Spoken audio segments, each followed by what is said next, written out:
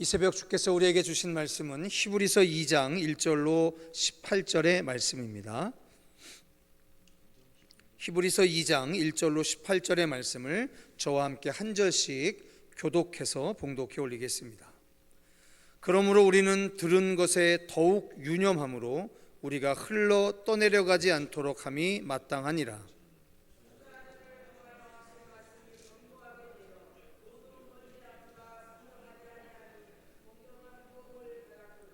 우리가 이같이 큰 구원을 등한히 여기면 어찌 그 보응을 피하리요. 이 구원은 처음에 주로 말씀하신 바요 들은 자들이 우리에게 확증한 바니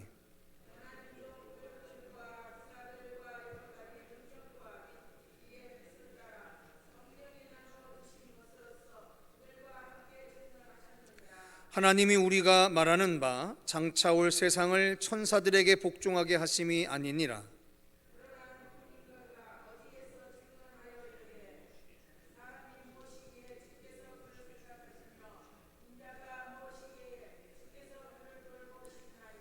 그를 잠시 동안 천사보다 못하게 하시며 영광과 존귀로 관을 씌우시며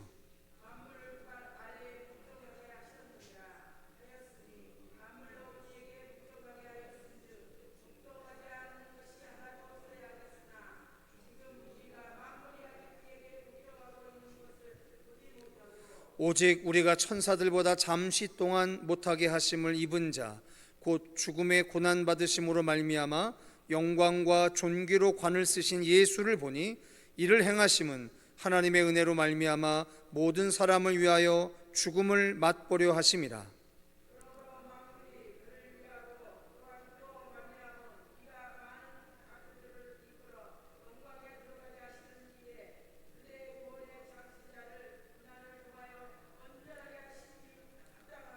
거룩하게 하시는 이와 거룩하게 함을 입은 자들이 다 한 근원에서 난지라. 그러므로 형제라 부르시기를 부끄러워하지 아니하시고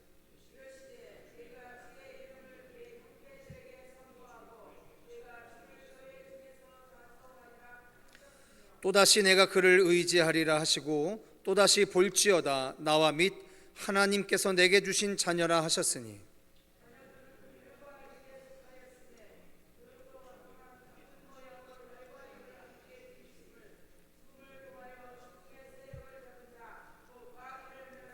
또 죽기를 무서워함으로 한평생 매어 종 노릇하는 모든 자들을 놓아주려 하심이니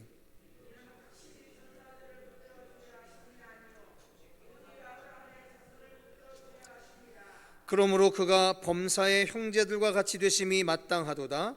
이는 하나님의 일에 자비하고 신실한 대제사장이 되어 백성의 죄를 속량하라 하심이라. 그가 시험을 받아 고난을 당하셨은즉 시험 받은 자들을 능히 도우실 수 있느니라. 아멘. 성도 여러분, 우리가 레위기서를 지나오면서요 거룩이라고 하는 단어가 성서적으로 어떤 의미인지를 깊이 생각해 보는 기회가 있었습니다. 과연 성경이 이야기하는 거룩이라는 말이 뭘까? 우리 다시 한번 깊이 정리해 봤으면 좋겠습니다. 성도 여러분, 하나님은 이 땅에 피조물로 만들어 놓으신 사람을 구원하시기를 원하셨죠. 근데 문제는 구원을 하시려고 했는데 우리가 죄인이었다는 거잖아요. 그리고 잘 아시는 것처럼 하나님이 이 땅에 만들어 놓으신 아주 엄중한 법칙이 뭐냐면 죄의 삭은 사망이라는 것입니다. 그러니까 우리는 죽을 수밖에 없었던 존재인 거죠. 그런데 문제는 죽을 수밖에 없었던 우리라는 이 존재, 이 사람을 하나님이 살리셔야 되는데 어떻게 살리셔야겠냐는 거예요. 만일 우리가 저지른 죄악만큼 우리를 심판하셔서 우리를 구원하신다고 한다면 안타깝지만 우리가 죽어버리게 된다는 거예요. 그럼 우리가 죽어버리게 되면 하나님의 구원의 행위가 무슨 의미가 있겠습니까? 자, 그래서 하나님이 우리를 살리셔야 하는데 문제는 우리의 죄악을 어떻게 하셔야 하는 거였죠. 그래서 우리의 죄악을 어떻게 떨구어 내시려고 레위기서 가운데 하나님이 우리에게 허락해 주신 방법이 바로 제사라는 제도였던 거예요. 제사. 근데 이 제사를 드릴 때 드리는 제물이 가지고 있는 특징이 있습니다. 그게 바로 뭐냐면 아무 흠 없는, 그리고 가장 값진 자기의 소유를 드려야 되는 거예요. 자기의 소유. 내가 가지고 있는 가장 값지고 흠 없는 것, 그것을 드려야 하는 거예요. 그렇게 되면, 자, 한번 잘 생각해 보십시오. 하나님이 속되고 죄악된 것을 받으실까요? 그렇지 못하지 않겠습니까? 그럼 하나님이 우리의 죄를 대신해서 받으시는 제물 또한 거룩해야만 하는 거죠. 그래서 우리의 죄를 대신해서 받으시는 제물이 거룩해질 수 있는 로드맵을 만들어 놓으신 거예요. 그게 바로 뭐냐? 첫 번째, 아무 흠 없고 아무 흠 없는 것이어야 하는 거죠. 그렇죠? 그 다음에 두 번째는 그것을 제사장이 안수를 해야 되는 거죠. 그리고 그것을 하나님 앞에 실제로 바쳐야 하는 거죠. 그래서 레위기서가 우리에게 가르쳐주는 거룩이라고 하는 것의 참 의미는 뭐냐면 이런 겁니다. 하나님 앞에 구별해서 바치는 것, 그게 거룩이라는 거예요. 우리의 죄악 대신에 바쳐지는 제물이 거룩해져야만 하나님이 받으시는 것 아니겠습니까? 그래서 거룩이 뭐냐? 결국은 구별돼서 바쳐지는 것, 그걸 거룩이다라고 하는 거예요. 사랑하는 성도 여러분, 우리의 인생이 거룩해질 수 있는 방법이 바로 뭐냐면 제물을 받으시는 그 하나님처럼 우리의 인생이 세상과 구별되어지고 우리의 인생이 하나님 앞에 바쳐지는 것이어야 한다는 거예요. 이것이 거룩의 의미다라고 하는 겁니다. 자, 오늘 히브리서 2장은 우리에게 중요한 몇 가지 이야기들을 쭉 해나갑니다. 자, 우리 1절과 2절을 다시 한번 읽겠습니다. 1절과 2절입니다. 시작. 그러므로 우리는 들은 것에 더욱 유념함으로 우리가 흘러 떠내려가지 않도록 함이 마땅하니라. 천사들을 통하여 하신 말씀이 견고하게 되어 모든 범죄함과 순종하지 아니함이 공정한 보응을 받았거든 라고 이야기합니다. 자, 성도 여러분, 우리가 들은 것, 그 1장에서 이야기죠. 바로 예수가 그리스도라는 사실, 예수가 메시아라고 하는 그 사실, 우리가 들은 그것을 더욱 유념함으로 우리가 흘러 떠내려가지 않도록 함이 마땅하다라고 이야기합니다. 자, 다시 말씀드립니다. 우리가 믿음에서 파선하지 않는 가장 기초적인 방법이 바로 뭐다? 유념하여 듣는 거라는 거예요. 유념하여 들어야만 흘러 떠내려가지 않는다라고 하는 거예요. 우리의 믿음이 견고하게 착상을 해야만 하는데 자꾸만 이리 흘러다니고 저리 흘러다닌다라고 하는 거예요. 우리가 자꾸만 이렇게 흘러다니지 않게 하기 위해서 우리가 가장 먼저 해야 되는 것이 바로 뭐냐? 우리가 들은 것에 대해 더욱 유념해야 한다라고 하는 거예요. 그냥 한쪽 귀로 듣고 한쪽 귀로 흘려들이는 이런 습관적인 태도에서 벗어나야 한다. 하나님의 말씀은 유념하여 듣는 거예요. 유념하여 듣는 거예요. 모든 지각을 집중해서 들어야 하는 거예요. 그렇지 아니하면 흘러가는 거예요. 맨 사람 생각하는 거예요. 그리고 이야기합니다. 천사들을 통하여 하신 말씀이 견고하게 되어 모든 범죄함과 순종하지 아니함이 공정한 보응을 받았거든이라고 이야기해요. 여기에서 이야기하는 천사들을 통하여 하신 말씀이 뭐냐면 바로 신의 산에서 받은 율법을 이야기하는 거죠. 원래 유대인들은 신의 산에서 받은 율법을 천사들이 전해줬다라고 생각을 합니다. 그래서 여기에서 천사들을 통하여 하신 말씀이 이런 표현은 율법이라는 거예요. 자, 그런데 우리가 그것을 범죄하고 순종하지 아니하여서 공정한 보응을 받았다라고 이야기하지 않습니까? 예, 우리가 그렇게 받은 거죠. 자, 그런데 4절에 다시 한번 같이 읽겠습니다. 시작. 하나님도 표적들과 기사들과 여러 가지 능력과 및 자기의 뜻을 따라 성령이 나누어 주신 것으로서 그들과 함께 증언하셨느니라 라고 이야기합니다. 자, 이제 하나님이 구원에 대한 이야기, 이제 율법으로는 천사들을 통하여 전해주신 말씀인 율법을 통하여는 도저히 도달할 수 없는 구원에 관련된 이야기를 표적과 기사와 능력과 성령이 나누어 주신 것으로서 증언해 주셨다라고 이야기합니다. 아멘. 이 모든 일들을 예수 그리스도를 통해서 이루신 것을 믿으시기를 주님의 이름으로 축원합니다. 자, 그리고 우리가 5절의 말씀 잠깐 읽겠습니다. 5절입니다. 시작. 하나님이 우리가 말하는 바 장차올 세상을 천사들에게 복종하게 하심이 아니니라. 자, 여기서부터 오늘 두 가지 이야기를 집중해서 이야기하려고 합니다. 자, 성도 여러분, 어저께 우리 1장부터 분명히 이야기합니다. 천사가 하나님의 관심 대상이 아니라고요. 그죠? 천사가 아니라 누구라고요? 사람이라고요. 사람. 천사는 사람을 돕기 위해서 하나님이 만들어 놓은 피조물이라는 거죠. 그죠? 그런데 사람들이 누구를 숭배하고 있더라? 천사를 숭배하고 있더라는 거죠. 그죠? 이 미혹됨에서 벗어나야 한다는 겁니다.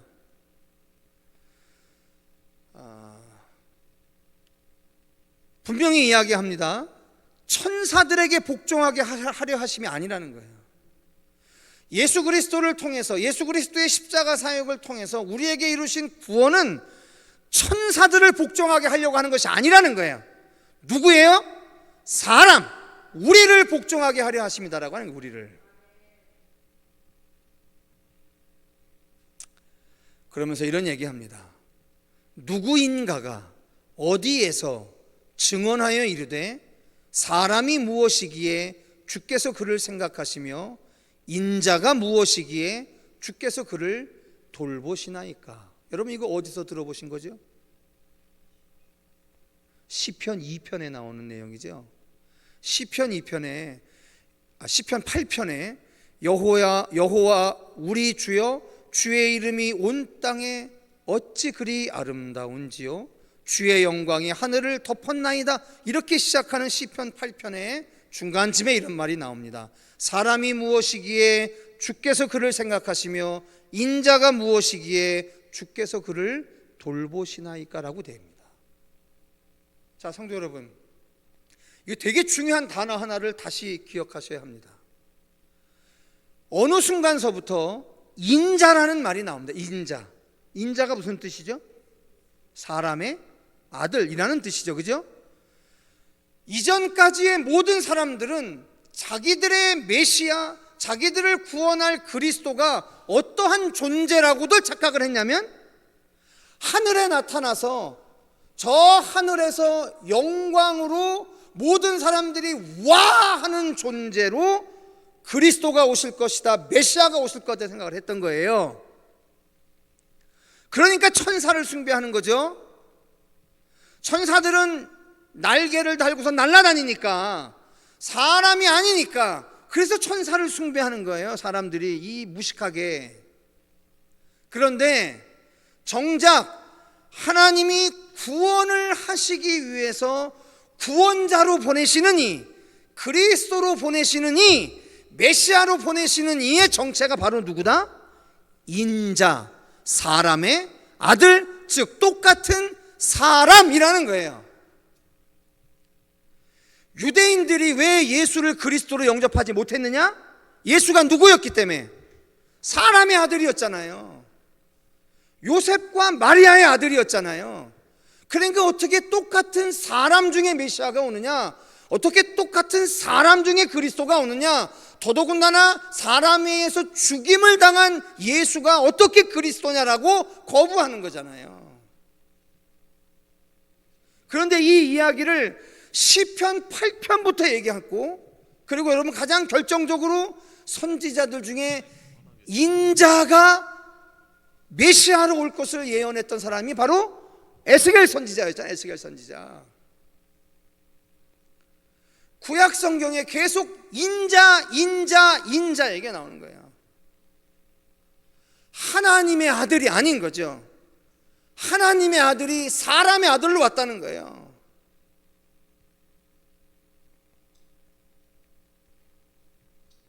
근데 성도 여러분, 하나님의 모든 구원의 행위는 천사를 위한 게 아니라니까요. 하나님의 모든 구원의 행위는 사람을 위한 거라니까요. 사람을 구원하려고 그리스도가 사람의 몸을 입고 와야 되는 거예요. 왜냐하면 하나님을 왜 떠나는지를 모르는 거예요. 하나님을 왜 싫다고 하는지를 모르는 거예요. 하나님이 왜 저지랄인지 모르는 거예요. 사람이 하나님이 자기 형상대로 만들어 놨는데 왜 저지랄인지 모르겠는 거예요. 왜 저렇게 하나님을 떠나는지 모르는 거예요. 왜 저렇게 하나님의 말씀을 듣지 않는지 모르는 거예요. 도대체 모르겠는 거예요. 알아야 구원을 하실 거 아니겠습니까?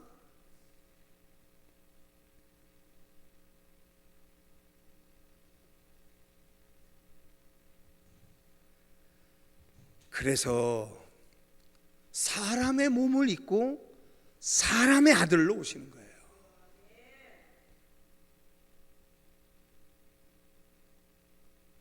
제발 종교인들처럼 뭐 붕붕 떠다니고 이런 것들, 그런 거 바라보지 말라니까요. 아직도 똑같은 그 짓을 하고 있는 거예요.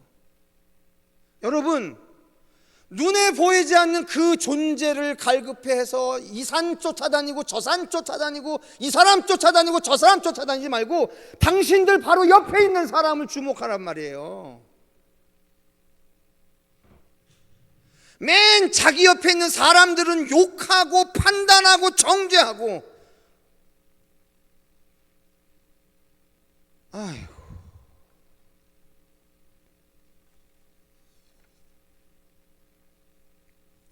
무언가 대단히 뭐 다른 곳에서 무언가 올 거라고 생각을 하고 있다. 기가 막힌 놈이지.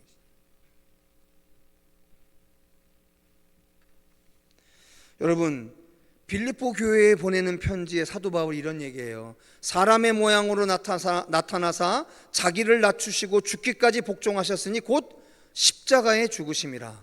이러므로 하나님이 그를 지극히 높여 모든 이름 위에 뛰어난 이름을 주사 하늘에 있는 자들과 땅에 있는 자들과 땅 아래에 있는 자들로 모든 무릎을 예수의 이름에 꿇게 하시고 모든 입으로 예수 그리스도를 주라 시인하여 하나님 아버지께 영광을 돌리게 하셨느니라라고 이야기합니다. 사람의 아들로 오시는 거예요.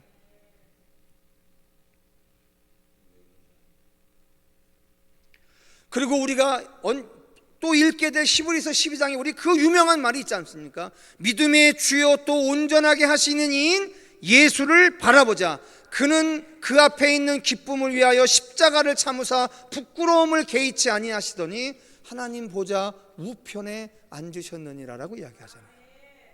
사람을 구원하기 위해 사람의 아들로 오시는 거예요. 사람입니다.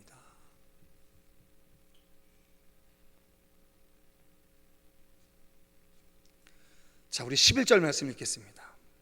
11절 같이 한번 읽어보실까요? 시작. 거룩하게 하시는 이와 거룩하게 함을 입은 자들이 다 한 근원에서 난지라. 그러므로 형제라 부르시기를 부끄러워하지 아니하시고라고 해요. 자, 거룩하게 하시는 이와 거룩하게 함을 입은 자들이 다 한 근원에서 나서 그들을 형제라 부르시기를 부끄러워하지 아니했다라. 예수도 예수의 제자들과 그를 따르는 무리들을 형제라 부르기를 부끄러워하지 아니하셨다고요. 근데 당신들이 뭔데 당신들 옆에 있는 사람들을 형제라 부르는 것에 부끄러워하냔 말이에요.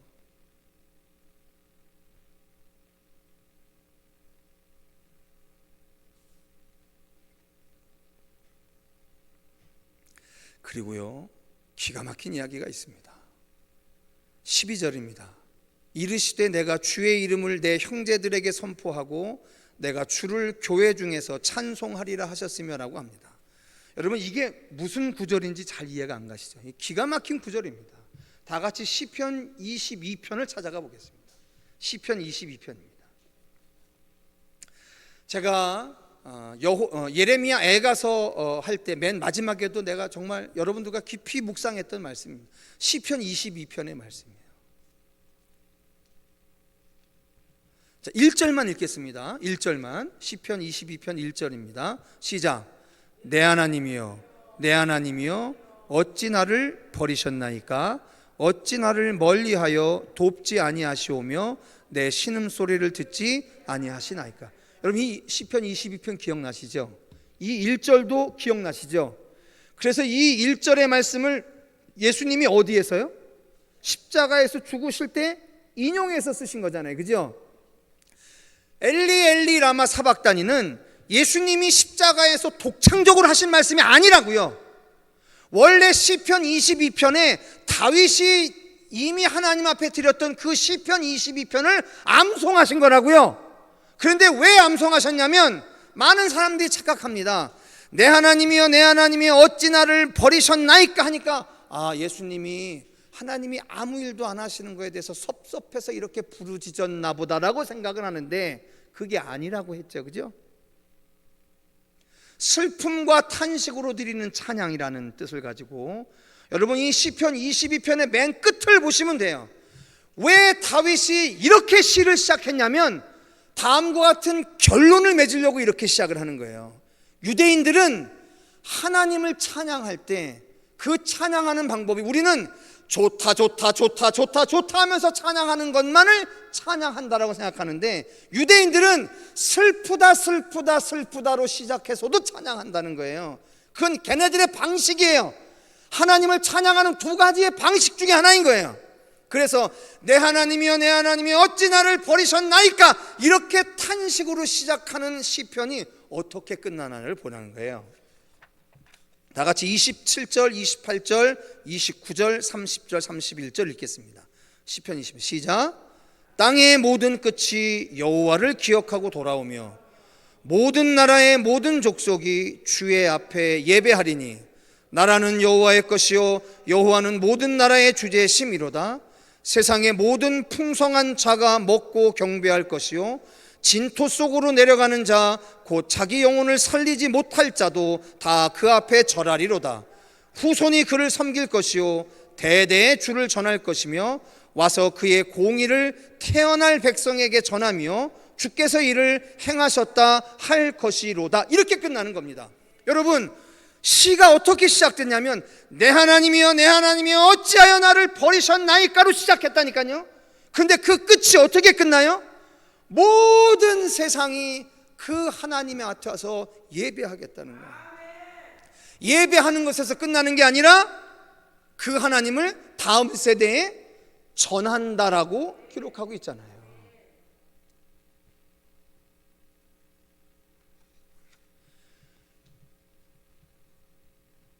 왜 예수를 그리스도로 못 받아들이느냐? 사람이었거든, 죽었거든. 그래서 그리스도를 못 받아들이는 거잖아요. 우리는 그런 그리스도 원하지 않거든요. 지금 내 아픔 떨쳐내주고 내 부족한 거 채워주시고 내가 원하는 거 이루어주시는 신나는 그리스도가 우리가 원하는 그리스도잖아요. 지금도.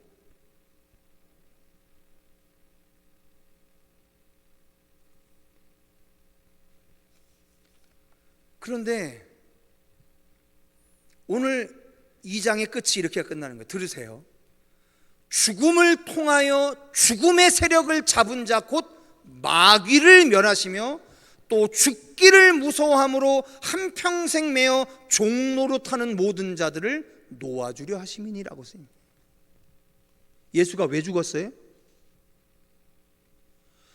도대체 저 인간들 왜 저러는지 모르겠는 거거든요. 그런데 사람의 몸을 입고 태어나 보시니까 사람들이 하나님을 떠나는 가장 근본적인 이유가 뭐다?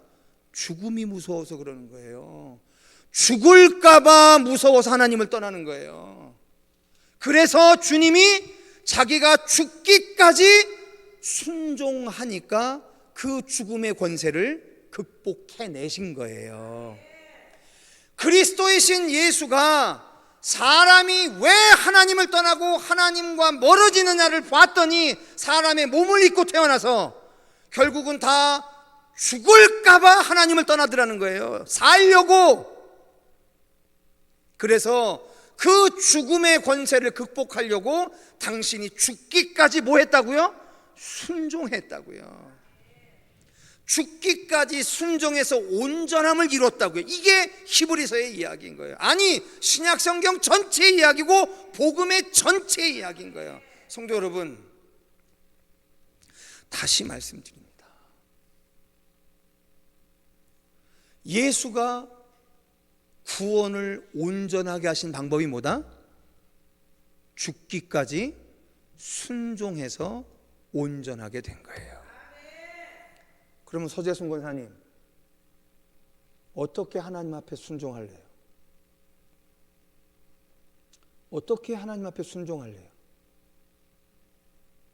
맨날 순종 입에 달고서 기도하고 입에 달고서 얘기하는데 어떻게 순종할까요? 죽기까지 순종해야 하는 거예요. 죽기까지.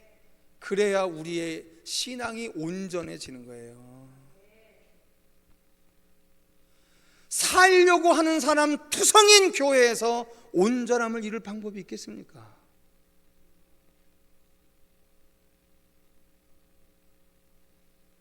예수가 이 땅에서 구원을 온전하게 이루신 방법이 죽기까지 순종하는 건데, 여러분, 그 예수를 바라보고 살아가는 우리의 인생들이요, 어떻게 온전함을 이루냐라고 누군가 질문할 때 답은 분명한 거 아닙니까? 죽기까지 순종하는 방법 말고 뭐가 또 있어요?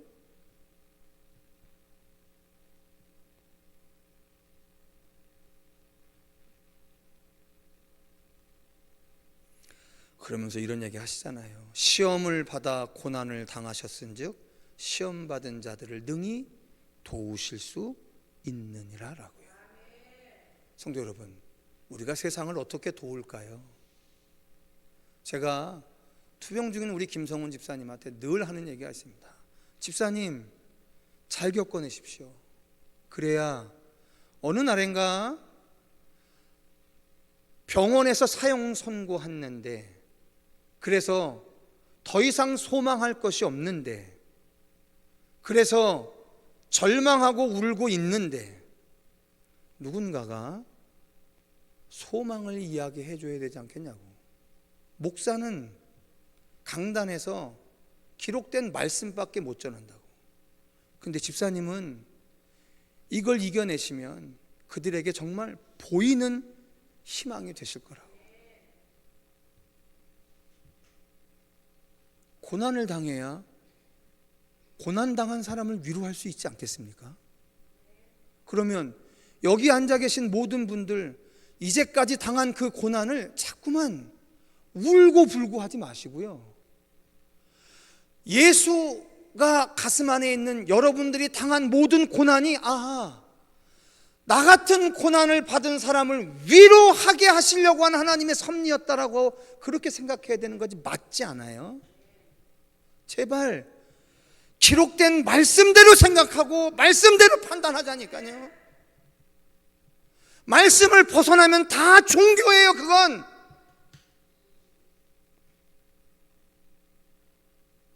종교는 고난을 악이라 이야기합니다.